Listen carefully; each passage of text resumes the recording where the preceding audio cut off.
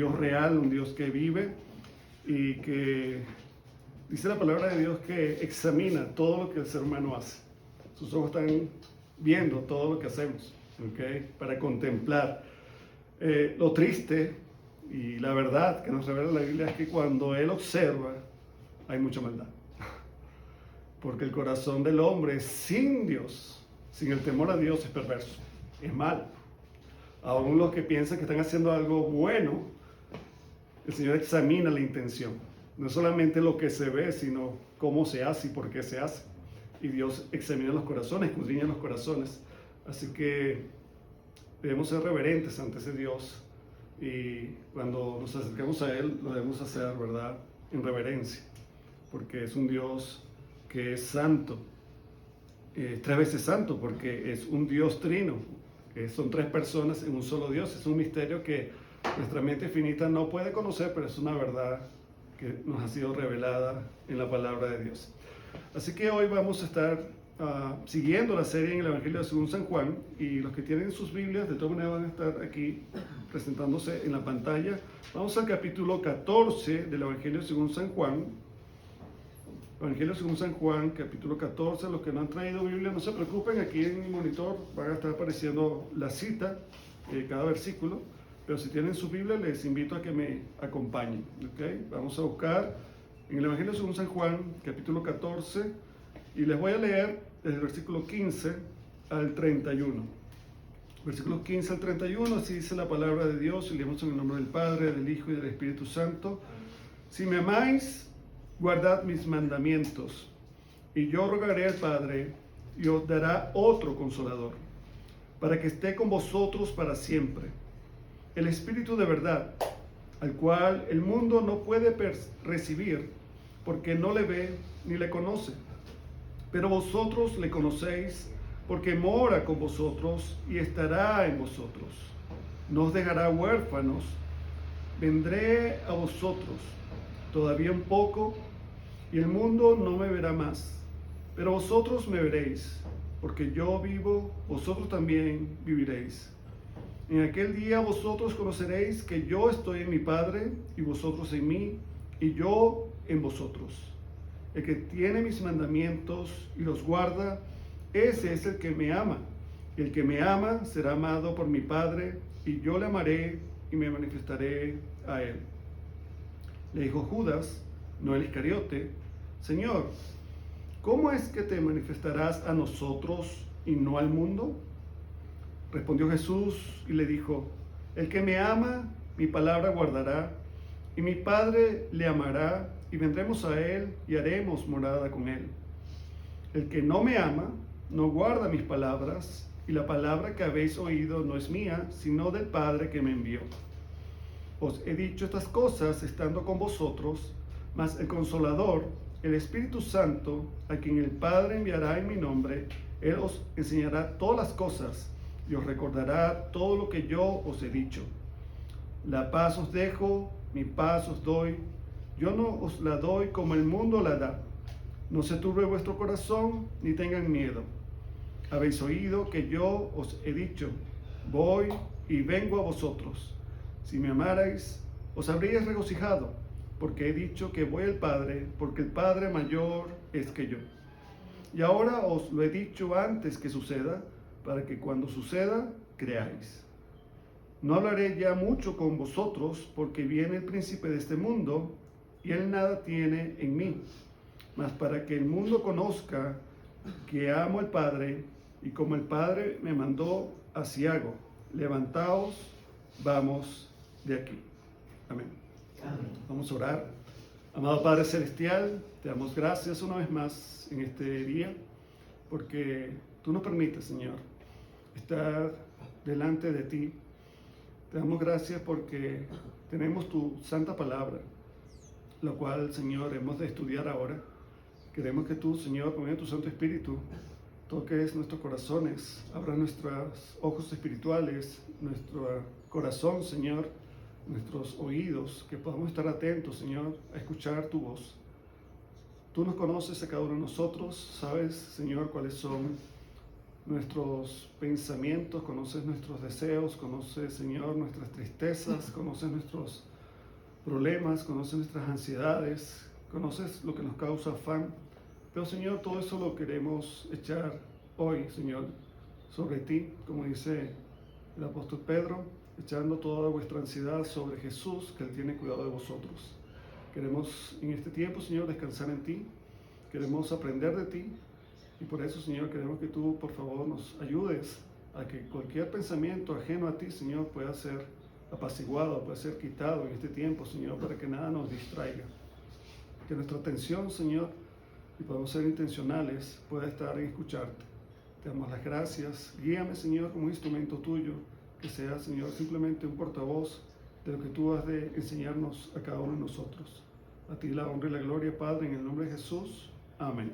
Amén. Bien, hemos estado estudiando todo el Evangelio de Juan, ya vamos por este capítulo, son 21. Vamos a ver si nos da oportunidad, pueda que no, de terminar este año, pero no hay prisa. No hay prisa, ¿ok? A veces la palabra de Dios nos enseña tanto que aún en 1 o 2 versículos podemos quedarnos ahí disfrutando la palabra de Dios. Entonces, esta parte, esta sección que hemos leído del 15 al 31, recordemos que aún está Jesús con sus apóstoles, ya no están todos porque ya Judas Iscariote ya salió. Hemos leído cómo ya estaba llegando el cumplimiento del tiempo señalado para que Cristo muriese en la cruz, y uno de ellos lo iba a traicionar. Y ya Jesús dice que el que moja conmigo, ¿verdad? Ese es el que me va a entregar. Y Judas Iscariote salió y se puso de acuerdo con los alguaciles del templo, porque eran los religiosos de ese tiempo que no querían a Jesús. No tenía ningún conflicto en sí con la política, pero era un problema para los religiosos, porque Jesús enseñaba algo que era contrario a lo que ellos creían, y esto había creado conflicto, ¿okay? Conflicto de intereses. Y Jesús ya era alguien que les estorbaba, ¿okay? Porque ellos dejaron de tener seguidores y Jesús tenía mucha gente que le seguía, porque dice la palabra de Dios que cuando Él les hablaba como quien tiene autoridad. ¿Okay? Era algo que ellos se asombraban, la forma como Jesús enseñaba, porque no solo hablaba, Él vivía eso. Hay una gran diferencia en creer y saber algo y vivirlo. Entonces nosotros hemos sido llamados a que lo que predicamos, la que son nuestras convicciones, nuestra fe, debemos practicarlo. Si no, es falso. ¿Okay? Es falso. Si uno dice amar a alguien, como vamos a ver ahí, como dice el Señor Jesús, si tú dices que me amas, y uno puede hacer una encuesta, hemos salido cuando se va a evangelizar, a llevar la palabra de Dios, y ¿crees en Dios? Sí, yo creo en Dios. ¿Amas a Dios? Sí, amo a Dios. Pero ¿qué dice Dios? Si me amáis, guarden, obedezcan mis mandamientos, y ahí entonces falla, entonces ya lo demás no se cumple, o sea, es una mentira. Tú no amas a Dios, porque si le amases, tú guardarías sus mandamientos. Igual en nuestras relaciones como familia, entre los esposos. Si uno dice de palabra, te amo, pero toda su acción es diferente, ¿qué siente la persona? ¿Que es amada? No, en ninguna manera es amada. ¿Okay? O sea que esa palabra debe ir seguida de acciones, de actitudes, de lo que en verdad decimos o creemos. Así que comienza esta porción. Dice Jesús: si me amáis, guardad mis mandamientos. Eso es lo que nosotros debemos tener en cuenta. Y en el capítulo 13, que ya lo estudiamos, pero por amor a los que nos están visitando hoy, leímos también que Jesús les da un nuevo mandamiento. ¿Okay? Le dice: ámense los unos a los otros, como yo os he amado. La diferencia del mandamiento levítico, porque ya estaba, los 2 mandamientos: amar a Dios sobre todas las cosas y ama a tu prójimo como a ti mismo. Pero hay un nuevo mandamiento. ¿Por qué? Porque ese amor levítico la gente no lo estaba cumpliendo a cabalidad, no sabía cómo amar. ¿Y cómo se hizo carne ese amor? En Cristo. ¿Okay? Y el amor del Padre también se manifestó, ¿qué? Dando a su Hijo. Dice Juan 3:16, que es un versículo que todo el mundo conoce, porque de tal manera amó Dios al mundo. ¿Y cómo Él manifestó ese amor? Él no solamente dijo, yo los amo, sino dio a su Hijo para que muriese por nosotros en la cruz. Entonces hay una manifestación, hay un acto del Padre en ese amor que Él profesa, y Él se ama a sí mismo, ¿ok? Y en su Hijo se refleja el amor hacia nosotros. Y es interesante que nosotros podemos percibir, aunque no vemos a Dios, percibimos su amor, ¿ok? Le damos gracias a Dios por esa bendición. Entonces, poniéndonos en contexto y viajando un poquito con nuestra mente, ellos están ahorita en el aposento alto. Todavía no han ido al huerto de Getsemaní, van a ir dentro de unas horas, ¿ok? Y ahí es donde va a llegar Judas con los alguaciles, con gente con espada, con antorchas, ahí en la noche para apresar a Jesús. Ya unas horas después, en un juicio que prepararon todo, ¿verdad? Con la intención de juzgarlo, y después él va a ser crucificado. Pero todo eso estaba señalado por el Padre. Así tenía que acontecer. No pudo ser antes, no iba a ser después, sino en la hora señalada. Y algo que nosotros aprendemos de eso es que cuando Dios tiene un tiempo determinado, es en ese momento. Por más que nosotros oremos fervientemente, Señor, lo quiero ahora. No. El Señor dice, no es el momento, tienes que esperar. Porque Él sabe el momento adecuado, cuando nos va a dar las cosas. Y debemos esperar en Él, confiando en lo que Él va a hacer. Nosotros somos personas que nos inquietamos, ¿verdad? Y queremos las cosas para allá. Por eso es la tecnología que tenemos hoy día. Todo al instante, ¿verdad? Con un clic, con una llamada, lo quiero ya. Pero no es así en las cosas de Dios. Dios tiene su tiempo. ¿Okay? Y nosotros debemos esperar en Él. Amén. Amén. Entonces, Jesús les habla a sus discípulos, y es interesante que en su humanidad, recordemos que Jesucristo es Dios encarnado.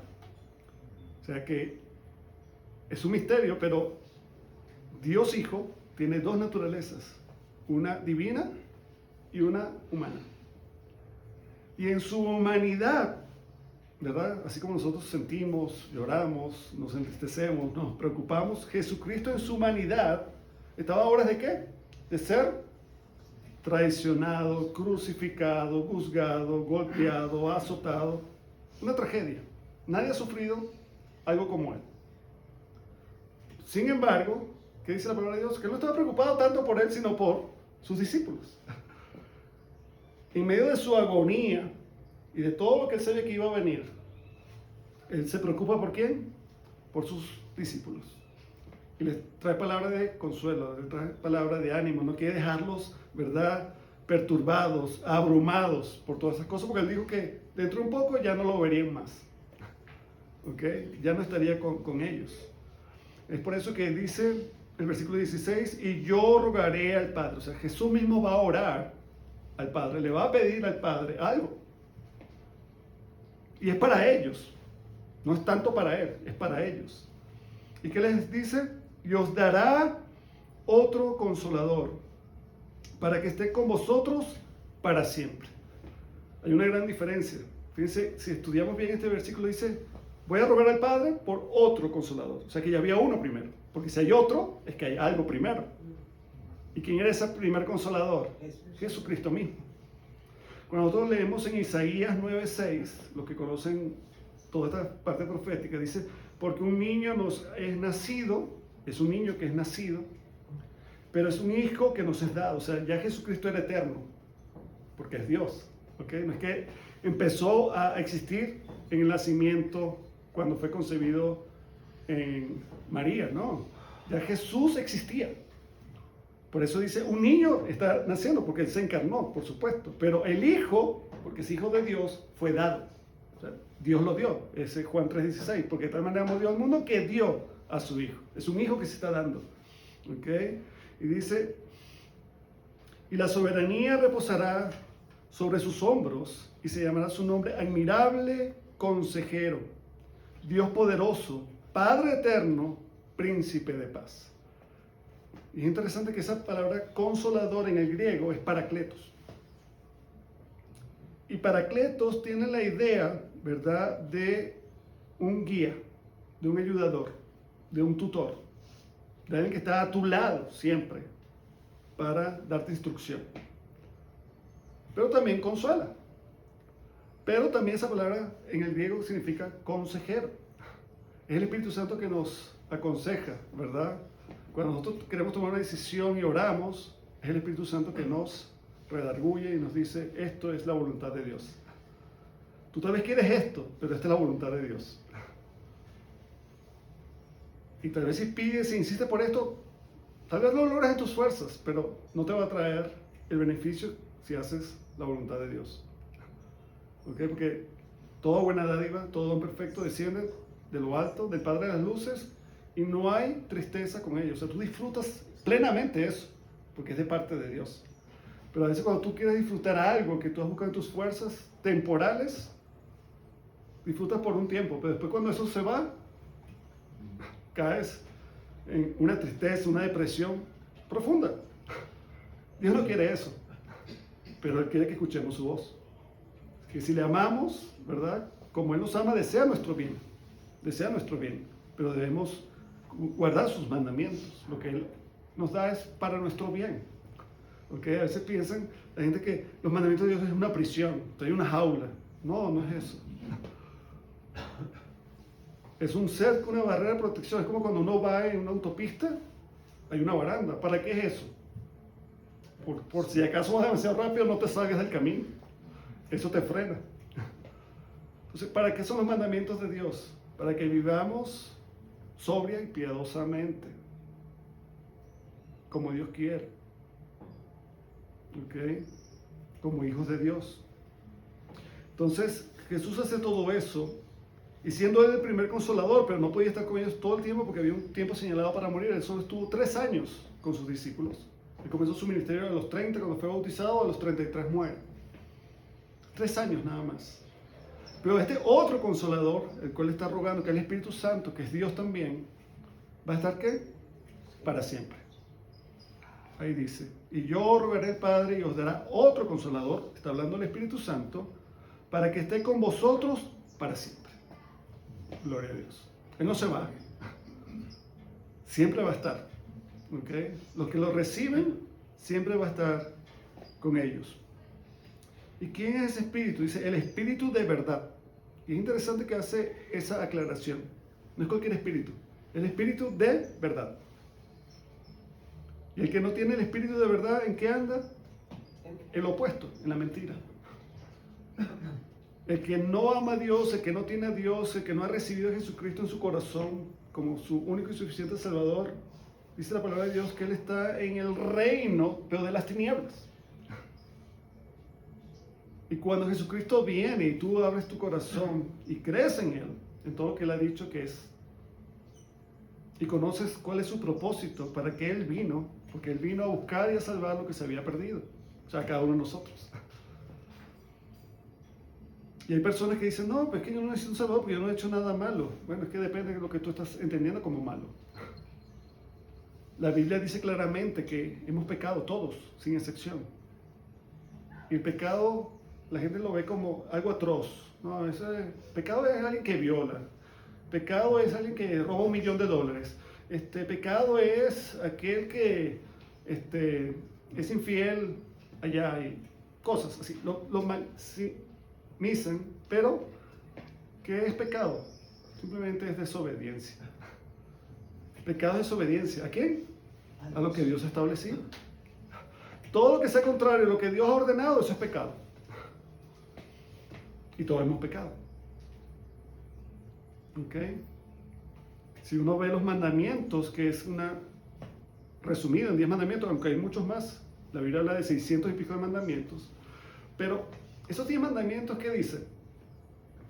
No robarás. Es un mandamiento. ¿Quién no ha robado? Tal vez no ha robado $1 millón. ¿Pero por qué no lo has robado? Tal vez porque no has tenido la oportunidad. Pero te has robado un clip de una oficina, unas hojas, un papel, algo que alguien dejó por ahí que tú piensas, no, me lo llevo. Pero no es tuyo, te lo has robado. Y lo importante no es cuánto te has robado, sino el corazón que te llevó a tomar algo que no era tuyo. Ahí está el pecado.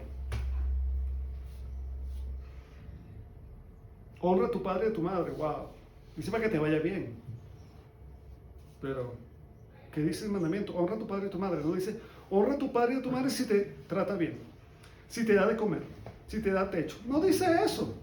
Simplemente tienes un papá o mamá, honralos. Papá, pero es que tú no sabes cómo es mi papá terrenal. Ámalo, honralo. ¿Cuántos fallamos en eso? Muchos fallamos en eso. No codiciarás lo que tiene tu prójimo. No, porque él tiene ese carro y yo no lo tengo. Me voy a comprar ese carro porque yo no soy menos que él. Y estamos con eso. Vano, vanidad, pecado. Cada vez más lejos de Dios, pero más en la mentira. Hay un problema. Y Jesucristo vino a salvarnos de eso, a darnos vida, estando nosotros muertos en cosas vanas. Entonces le damos gracias a Dios porque tenemos esa oportunidad de que Dios nos está llamando a salvación, que nos está llamando a tener vida. Y a todos los que creen, Él les da un regalo, el Espíritu Santo. Porque el Espíritu Santo viene a morar en cada persona que cree. Viene a habitar ahí, es como una habitación. O sea, tú vienes, ¿verdad, Espíritu Santo? Y moras en mí, y me enseñas.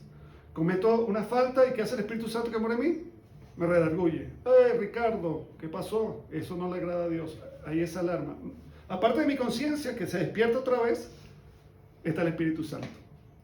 Porque ¿qué pasa con la conciencia? Todos hemos nacido con una conciencia, pero ¿qué ha sucedido con la conciencia, según la Biblia? Como pecamos tanto, se cauteriza.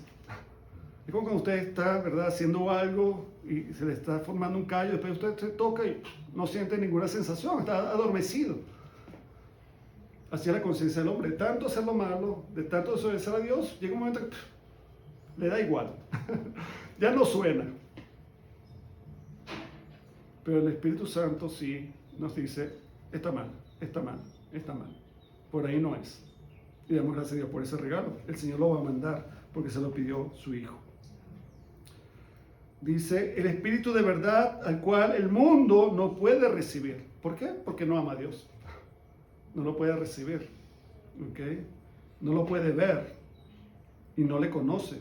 Porque para conocer ese Espíritu Santo hay que conocer a Jesucristo. Porque es a través de Él que lo recibimos. Porque Él lo pidió.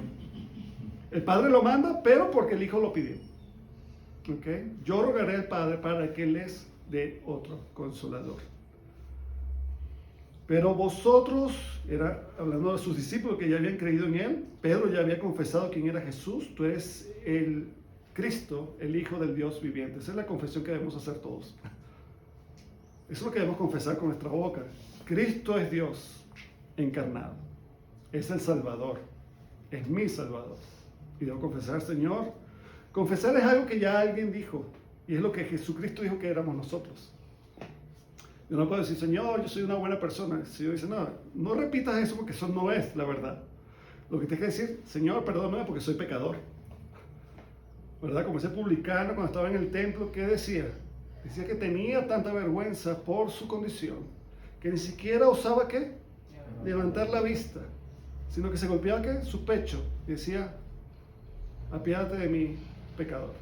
Soy pecador, apiádate de mí. Pero había otro ahí, un religioso, un fariseo, también estaba en el templo. Y él estaba, ¿qué?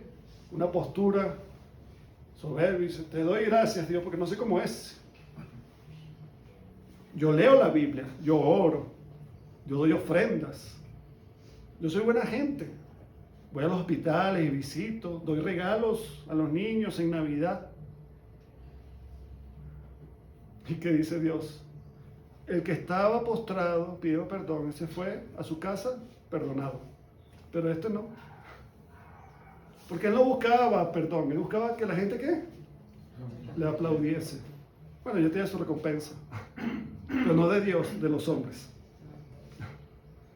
O sea que al final, cuando Dios juzgue, como este fue perdonado, va a recibir la bendición de Dios. Pero este, como no fue perdonado por Dios, va al infierno.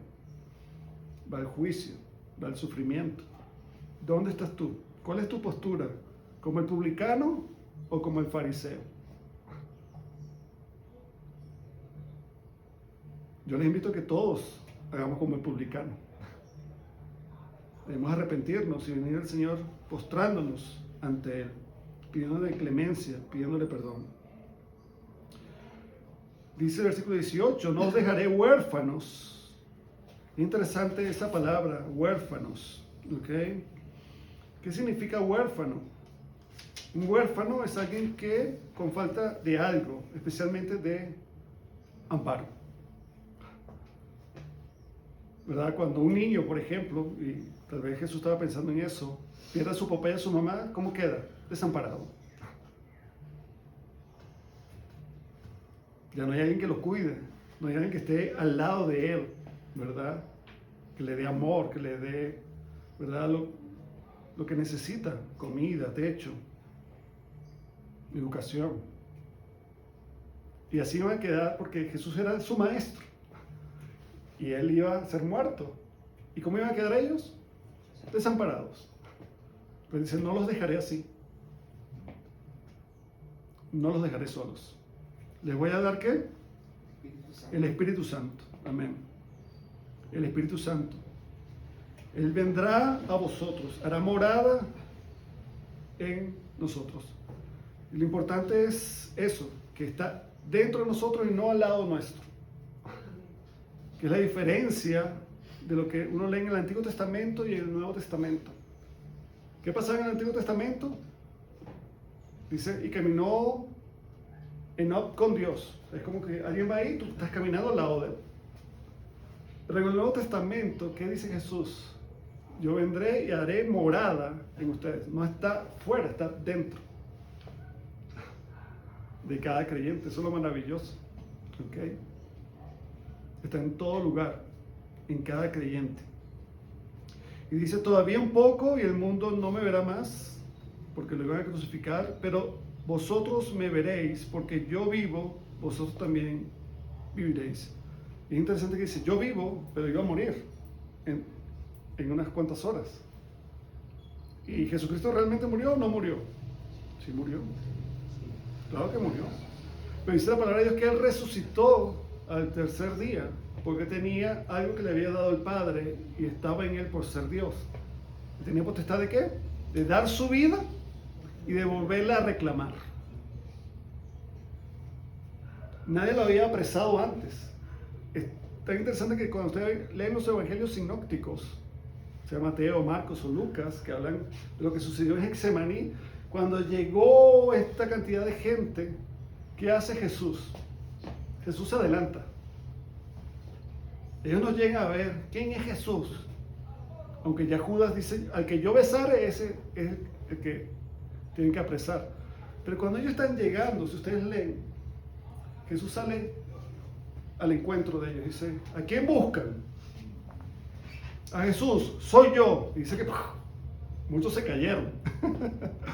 Porque él hablaba con autoridad. Soy yo. Dejen ir a estos para que se cumpliese, ¿verdad? Van a tocar, van a ir al pastor y las ovejas serán dispersas. ¿Y qué pasó con ese círculo cercano a Jesús que estaba ahí? Se fueron. 3 años con él para arriba y para abajo, visitando aldeas, visitando pueblos, viendo sus milagros. Y cuando vieron que lo estaban agarrando, que lo estaban apresando, ¿qué hicieron? ¿Lo fueron a asistir? ¿Lo fueron a ayudar? No lo toquen, suéltenlo. No, esos se fueron de ese lugar, desaparecieron. Porque es fácil ser amigo cuando todo está bien. Es fácil ser amigo cuando todo está bien. Pero ven que lleguen los problemas, a ver, ¿quiénes se quedan contigo? Ahí es cuando tú, no están mis amigos. No hay ningún amigo. No, porque tú tienes deuda y yo no te voy a ayudar con eso. Estás en problemas, yo no te voy a ayudar con eso. Pero si tú tienes para darles y darle un viajecito en el yate y por aquí y por allá, no vas a tener uno, vas a tener 100 amigos que se quieren aprovechar. Pero en verdad no te aprecian. Quieren lo que tú tienes, no lo que tú eres. Y hay un problema. Muchos quieren a Dios por lo que pueden recibir de Dios, pero no aman a Dios como tal. Hay un problema. ¿Ok? El Dios de la Biblia, a diferencia de las películas de Walt Disney, no es un genio de la lámpara. No es que tú le pides deseo y Dios dice, sí amo, sí amo, sí amo. No. Eso no existe. Él es nuestro Señor, Él es nuestro Creador. Y cuando nosotros lo recibimos, se convierte ¿qué? En nuestro Padre Celestial. Solo es Padre de ¿quiénes? De los hijos. Los que no son hijos de Dios, triste y suena duro, pero la Biblia dice, son del Padre de este mundo, que es Satanás. El que no hace la obra de Dios, hace la obra de Satanás. No hay punto medio. Dice, no, yo soy neutral, ni de aquí ni de allá, eso no existe. Tanto así que dice Apocalipsis, por cuanto no eres ni caliente ni frío, sino que eres tibio, te voy a vomitar. Eso es algo que Dios no soporta, esa tibieza. Estoy jugando para ambos equipos. Cuando me interesa lo malo y aquí, voy para acá. Y cuando quiero ser santurrón, me vengo para acá. No, no, no. Esa ambigüedad no existe. Dios no la tolera. O eres o no eres. O eres cristiano o no eres cristiano. O eres hijo de Dios o no eres hijo de Dios. O tienes a Dios como padre o no lo tienes como padre. Pero huérfano así, tal, no hay. Hay un padre. O es el Padre Celestial o es el Padre del mundo. Depende de quién tú amas. ¿Okay? Si no amas a Dios, dice que tú vas a amar las cosas del mundo, las cosas que Satanás te ofrece. Y esas cosas como tú ves que te fantasean y tú se las puedes pedir y Satanás te las puede dar. Satanás te puede dar lo del mundo porque él es el príncipe de este mundo. ¿Quieres fama? Satanás dice, yo te lo puedo dar. Jesús dice, no, tienes que ser humilde, manso, como yo. No, pero no me gusta eso, Jesús. Bueno, él te está ofreciendo fama. Quiero millones. ¿Qué dice Satanás? Yo te puedo hacer famoso. Grandes empresas que han hecho pactos satánicos, que se conocen ahí, la Coca-Cola, otros, que se han subido cuando estaban, ¿verdad?, en quiebra. ¿Y qué es lo que Satanás pide? Yo solo les pido algo, adórenme a mí. Y claro, no es que tú vas a poner un altar con un diablo y eso no va a suceder así feo. Pero tu rendición, tu entrega a eso es suficiente. No estás adorando a Dios, me estás adorando a mí.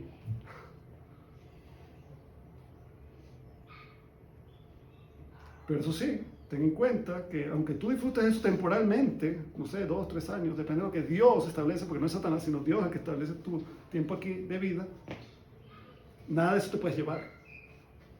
Pero tu parte será con ese que te dio eso, Satanás. Pero si tú recibes lo de Dios, tendrás tu parte con Dios. ¿A dónde quieres estar? Es bueno reflexionar en eso. Dice el versículo 20, en aquel día vosotros conoceréis, ese día que habla aquí Juan, el apóstol Juan, es después de la resurrección, ¿verdad? Y ascensión de Jesucristo. Y cuando venga el Espíritu Santo también, ¿qué sucede? ¿Qué? 50 días después de la Pascua, que es cuando muere Jesús, es el cumplimiento de esa fiesta, la Pascua en Cristo, el Cordero. 50 días después iba a llegar el día de ¿qué? De Pentecostés. Ahí era la manifestación del Espíritu Santo, dice ahí la Biblia. Entonces, en ese momento, ¿qué haría el Espíritu Santo? Les abriría los ojos y ellos entenderían todo lo que no entendían a cabalidad acerca de Jesús. Sucede hoy día igual, la palabra de Dios dice que cuando nosotros leemos este libro, yo puedo regalar este libro a mucha gente.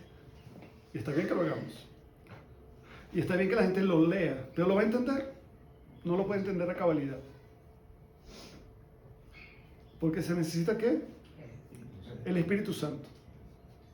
El Espíritu Santo, que es el que inspiró este libro, porque toda la Escritura es inspirada por Dios a través del Espíritu Santo, que guió a estos hombres, sí, humanos, pero fueron guiados por Dios, para revelar esta verdad.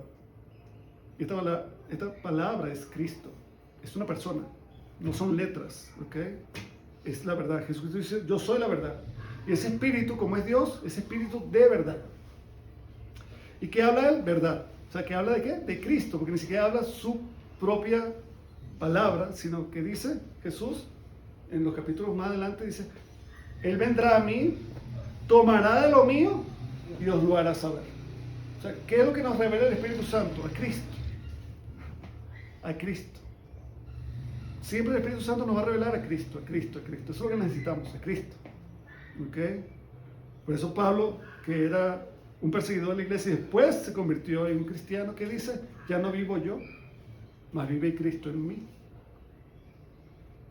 Y cuando el Espíritu Santo está en nosotros y nos revela a Cristo, yo amo como Cristo, pienso como Cristo, tengo la mente de Cristo y cambia todo. Cambia todo. ¿Ok? Porque somos transformados a la misma imagen de Cristo. Ese es el propósito del ser humano.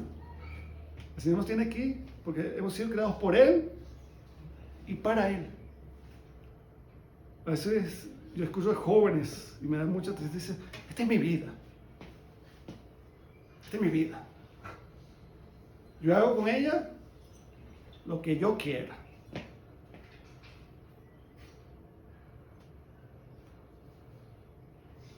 Está errado.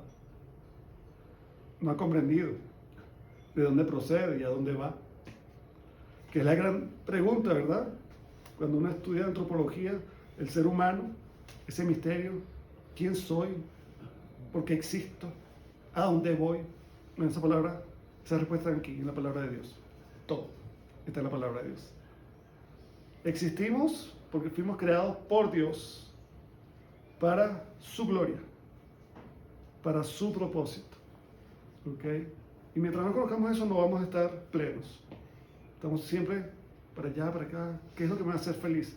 Mientras no venga el Cristo, no vas a ser feliz. Porque es la causa de gozo de Jesús, no lo que tienes, ¿ok? No lo que puedas adquirir. Y seguimos. Dice, el que tiene mis mandamientos y los guarda, eso es importante, porque alguien puede decir, ¿tú tienes una Biblia? Sí, yo tengo una Biblia. Yo he escuchado a muchos, yo tengo una Biblia. Yo no la tengo, no, la tengo ya en mi casa, en la biblioteca. Puede que tenga hasta telaraña. O sí, la tengo y la tengo bien limpiecita en un pedestal, ahí en el Salmo 23, que va en mi pastor, y de ahí no pasa esa página, ¿no? Ahí está. O de vez en cuando cambia y se va al Salmo 19, pero ahí. Es como un adorno más en la casa. Pero no la lee, no la estudia. ¿Qué dice la palabra de Dios? Si tú tienes mi palabra, pero no la guardas, no la lees, no la estudias, no la obedeces, no sirve. No sirve, ¿verdad? Es como un médico que tiene libros de cirugía y él nunca los ha abierto, entonces va a operar y ¿qué hace? Si nunca sabe, nunca ha practicado. Va a buscar el apéndice y corta por el lado que no es. Wow, un peligro. ¿Ok? Y es peligroso todo eso que dicen, yo conozco de Dios, pero no guardan sus mandamientos. Son peligrosos. Son más peligrosos que aquellos que son malos y dicen, yo soy malo, yo soy ladrón. Okay, ya sé lo que tú eres, pero aquellos que se disfrazan, pero no son peligrosos. Son peligrosos. Y dice, ese es el que me ama, ¿verdad? Que guarda sus mandamientos, y el que me ama será amado por mi Padre, y yo le amaré y me manifestaré a él. Entonces viene Judas, el hijo de Jacobo, ya no es Iscariote, que es otro, el hijo de Jacobo, y dice, Señor, ¿cómo es que te manifestarás a nosotros y no al mundo? Tal vez este Judas creyó que Jesucristo iba a volver, sí, iba a resucitar, iba a venir ahora por segunda vez en victoria. Y dice, pero ya, si tú vas a venir visiblemente, ¿cómo es que nosotros sí te vamos a poder ver y los demás no te van a poder ver? Y no estaba hablando de eso, porque cuando nosotros leemos en el contexto, ¿de qué estamos hablando? Del Espíritu Santo. El Espíritu Santo solo se manifiesta a los creyentes, pero no es conocido del mundo. O sea, el mundo no tiene el Espíritu Santo, pero sí lo tienen los creyentes. Por eso que Jesús dice, me manifestaré a ustedes, pero el mundo no. Porque son ustedes que me reciben, que creen en mí, los que van a recibir ese regalo. Los demás no lo van a tener. O sea, está hablando del Espíritu Santo. ¿Okay? Porque siempre debemos leer todo en el contexto, para que no nos vayamos a herejías, ni a cosas que no dice la palabra de Dios. Y sigue diciendo, ¿verdad? Jesús responde, el que me ama, mi palabra guardará, y mi Padre le amará, y vendremos a él, y haremos morada en él. El que no me ama, lo opuesto, no guarda mis palabras, y las palabras que habéis oído de mí no son mías, sino de mi Padre. Algo interesante es que Jesús, en su ministerio humano, ¿qué? Nunca habló por su cuenta. Él siempre habló lo que el Padre le dijo que hablase. ¿Y qué va a hacer el Espíritu Santo? Igual. Él no va a hablar por su cuenta, sino todo lo que Jesucristo habló, Él se los va a recordar. Él se los va a traer a su mente. Y van a comprender todas las cosas que Jesús dijo. ¿Ok? Pero a través del Espíritu Santo. Y dice el 25, os he dicho estas cosas estando con vosotros, ¿verdad? Porque Él ya no iba a estar dentro de un tiempo, pero esas eran palabras de ¿qué? De consuelo, de ánimo. Yo me voy a ir, pero tranquilos, va a venir otro. Yo me voy a ir por un tiempo, pero va a haber un paracleto, va a haber un tutor que les va a seguir ¿qué? Enseñando, mostrando lo que ustedes van a hacer después cuando yo no esté. Y vemos que toda esa guía de la iglesia, de los apóstoles, fue guiada ¿por qué? Por el Espíritu Santo. Vemos ahí a Pedro, cuando uno lee los Hechos, en el capítulo 3, que dice que cuando vino el Espíritu Santo, ¿qué pasó con Pedro?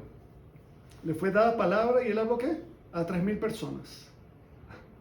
Y de una manera milagrosa, porque dice que cada uno hablaba en el lenguaje natal de todos los que estaban ahí. Si había alguien de allá, de Persia, si había alguien griego, si había alguien de España, les hablaba en español, a pesar de que ellos hablaban el griego koinet, el griego popular, el lenguaje más sencillo. ¿Qué les dio el Espíritu Santo? ¿Qué poder les dio? De poder revelar la palabra de Dios en diferentes idiomas. Y eso fue maravilloso. Pero no estaba en ellos. Muchos de los apóstoles eran ¿qué? Iletrados. Eran gente sencilla, muchos pescadores, ¿verdad? Muy pocos ahí. Tal vez el que estaba un poquito más instruido, como hablamos, era Judas, el que lo traicionó. Era tesorero, todo, o sea, era como el mejorcito, pero salió malo. Al final salió malo. Pero el Espíritu Santo cambia todo. Amén. Amén. Porque no es, en las cosas del Señor no es lo que es nuestra capacidad, sino lo que Dios nos da como capacidad. Y nos la da a través de su Espíritu Santo. Y algo que dice aquí, versículo 26, mas el Consolador, el Espíritu Santo, a quien el Padre enviará en mi nombre, Él os enseñará todas las cosas y os recordará todo lo que yo os he dicho. Y ahora vamos a terminar esta última parte con algo maravilloso. Y es algo que muchos anhelan, ¿verdad? Y es que paz. La paz.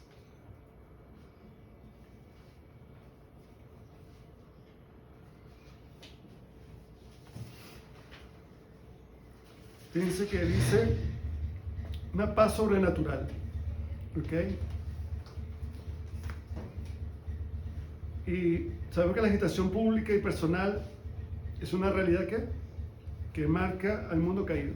Hoy todo el mundo está preocupado. Sea por la economía, sea por la política, sea porque hay rumores de una posible guerra. Todo eso ¿qué? Te afecta, te inquieta, te roba la paz, por decirlo así. Porque la paz, definida humanamente, ¿qué es? Es ausencia de problemas, es ausencia de conflictos. ¿Ok? Pero hay una palabra que los judíos usan mucho y es shalom. ¿Han escuchado eso? Shalom, shalom, shalom. Eso se menciona mucho en la Biblia, en el Antiguo Testamento. Hay como 250 veces se repite y normalmente como saludo. Alguien llega a un sitio y te dice shalom, paz. ¿Ok? Cuando Jesús dice, cuando ustedes vayan a predicar y entren en una aldea, si alguien los recibe, entren y moren ahí. Y la bendición, la paz de Dios estará con esa casa. ¿Okay? Pero si no, sacudan sus pies y salgan y no quedará paz ahí. ¿Okay? Pero esta paz, que es diferente a la del mundo, ¿okay? Porque no es no tener problemas, no tener preocupaciones. Él dice, la paz que yo os doy, el mundo no la puede dar. O sea que es una paz sobrenatural, es una paz diferente. ¿Ok? Porque la gente dice, quiero estar en paz. Entonces, aún es que toda la gente que está a su alrededor, ¿qué? Vete, yo quiero estar tranquilo. Y a veces pensamos que cuando ya no hay nada a nuestro alrededor, tenemos paz. Y no, tú puedes estar solo. Puede que a tu alrededor no haya ningún conflicto, pero tú no tienes paz. ¿Por qué? Como hablábamos, tu conciencia te acusa. Hay pensamientos dentro de ti que no te dejan estar en paz.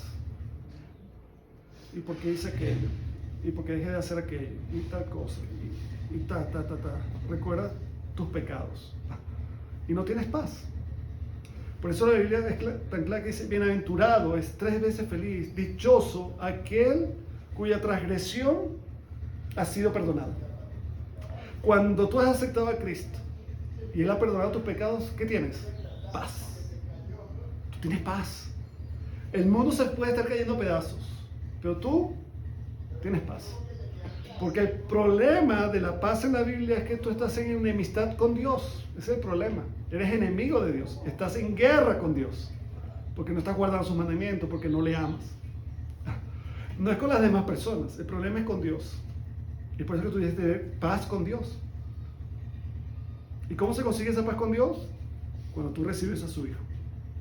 Y cuando tú recibes a su Hijo, es esa promesa. Mi paz es la paz de Jesús. No la tiene más nadie. Solo Él la puede dar. Tú no la puedes buscar en ninguna tienda, no puedes ir a ningún supermercado y decir, a ver, ¿dónde consigo esa paz de Jesús? Solamente está en Jesús, en la persona de Jesús. Y que dice, la paz os dejo, mi paz, es mi paz, os doy. Dice, yo no las doy como el mundo la da. Ahorita todos estos conflictos bélicos allá en Gaza, ¿qué estaban pidiendo? Estaban pidiendo a Estados Unidos, el presidente Donald Trump y a otros, que intercedieran ¿para qué? Para que hubiese un cese el fuego. Y ellos consideraban que eso es ¿qué? Paz. Porque ya no va a haber ninguna bala, ningún dron, ningún nada atacándome. Y pienso que tengo paz. No, no hay paz. Pero eso es lo que el mundo da. Eso es si yo doy algo mejor. Se puede estar cayendo el mundo, se puede estar abriendo la tierra y tú vas a tener ¿qué? Paz. Porque tienes paz con Dios, que es lo más importante. Esa es la paz que Dios en la persona de Jesucristo da. Por tanto dice, no se turbe vuestro corazón ni tengan miedo. Eso es lo que produce la paz de Dios. Quita cualquier turbación y todo temor. Es por eso que vemos ese mandamiento, ¿verdad? Ese recordatorio de que 350 veces en la Biblia dice, no temas, no temas, no temas. O sea, no tengas miedo, yo estoy aquí. ¿Y qué le está diciendo a sus discípulos? No tengan temor. Aunque yo me vaya, yo estaré con ustedes. Yo les dejo esa paz. No se turben.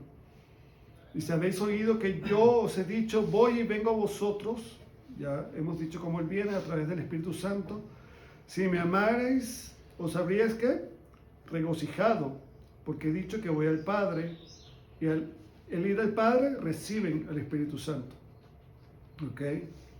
Y ahora os lo he dicho antes que suceda, para que cuando suceda, ¿qué espera Él? Una respuesta. Puedan creer. Ahora estamos escuchando esta palabra hoy en la mañana. No sé cuántos van a creer la palabra de Dios. Pero Dios quiera que sí, que le podamos creer a Dios. Todo lo que Él dice, porque es verdad. ¿Ok? Debemos creerle. Les invito a creer en Dios. Dice, no hablaré ya mucho con vosotros, que a unas horas, porque viene el príncipe de este mundo. ¿Y el príncipe de este mundo quién es? Es Satanás. Y recuerden que había aquí algo doctrinal, teológico, que quiero resumir y ya termino. ¿Se acuerdan cuando Adán y Eva pecan en el huerto de Edén? Dios da una promesa. Dice que la simiente de la mujer sería herida por Satanás en el calcañar. Pero el Hijo, que es el Mesías, Jesucristo, le diría que en la cabeza. Y ustedes saben, se sabe hasta científicamente que para aniquilar a una serpiente, ¿dónde hay que golpearla? En la cabeza. Si usted le pega en el cuerpo, en la cola, no hace nada. Usted tiene que darle un golpe certero, ¿dónde? En la cabeza. ¡Pah! Ahí le da muerte. Entonces, metafóricamente, simbólicamente, se va a cumplir en la cruz. Satanás hiere a Cristo pensando, lo vencí, está muerto. Pero cuando Jesucristo resucita, le da un golpe mortal a Satanás. Porque, ¿cuál es el poder de Satanás? La muerte. Pero la muerte es vencida por Cristo, porque Él resucita. Gloria a Dios. O sea, ¿qué hace Satanás con nosotros? Él nos puede acusar, porque le hemos dado motivos para acusarnos. No, porque mira, Ricardo habló mal a su esposa. Ricardo, mira, le dijo esta cosa. Ricardo se comió la luz cuando estaba manejando. Me puede acusar por cualquier falta, porque es pecado. Pero ¿qué pasa con Jesucristo? Él dice, Él no tiene ninguna parte conmigo. Dice, no tiene nada en mí, porque no tenía con qué acusarlo. Veía a Jesús inocente. Veía a Jesús irreprochable, santo. No había ningún defecto. Nadie le podía señalar nada a Jesús. Satanás no podía acusarlo. Él puede acusarlo a nosotros, pero no puede acusar a Él. Pero Jesucristo dice, se hizo pecado, tomó todos nuestros pecados para que nosotros fuésemos, ¿qué? Aceptos al Padre. Porque su justicia, su obediencia perfecta, nos fue que imputada a nosotros. No es que nosotros seamos santos y obedientes y perfectos, sino que Cristo vivió así y se nos fue dado. Es como, yo siempre ilustro aquí en la iglesia, es como cuando usted está en bancarrota, no tiene nada en la cuenta, usted va al cajero y cero. Y si el cajero pudiera dar negativo, rojo, abajo. Y de repente usted ve al día siguiente y ve y tiene, no sé, vamos a poner una buena cifra, $100 millones. ¿Y eso de dónde llegó? Eso no es suyo. Usted averigua y dice, fulano de tal, le amó tanto que depositó para que usted viva bien. ¡Wow! Pero eso no era suyo. Alguien se lo puso ahí. Así hace Jesús. Su obediencia, su santidad, su perfección se nos adjudica cuando creemos en Cristo. ¡Qué bendición! Es un regalo tremendo. Sería bien necio no aceptar ese regalo de Dios, su perdón. ¿Ok? Y dice entonces, más para que el mundo conozca que amo al Padre, y como el Padre me mandó, así hago. Él va a dar su vida por nosotros. Él dio su vida por nosotros. Y le damos gracias a Dios porque Él lo hizo. Tenemos esa oportunidad.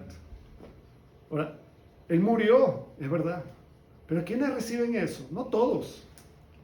Porque la gente dice, bueno, si Cristo murió, todos son salvos. No, no todos son salvos. Son los que vienen a Él.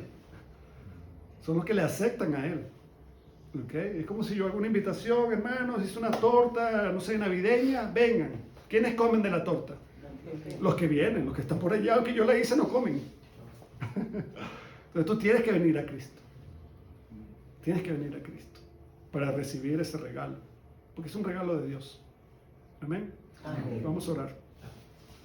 Amado Padre Celestial, te damos gracias por tu hermosa palabra, por tu poderosa palabra. Gracias por todo lo que tú nos enseñas, Señor. No permitas que quede solamente en el intelecto, en el conocimiento, sino que podamos hacerlo real en nuestras vidas, Señor. Te pido por aquellos que están aquí hoy, que aún no te han aceptado como único y suficiente Salvador. Señor, tú lo estás llamando. Permite que puedan venir a ti, Señor, creyéndote a ti en arrepentimiento y fe. Obra en ellos, Señor, transforma sus vidas y dale esa paz que solo tú puedes dar. Te lo pedimos, Padre, en el nombre de Jesús. Amén. Amén.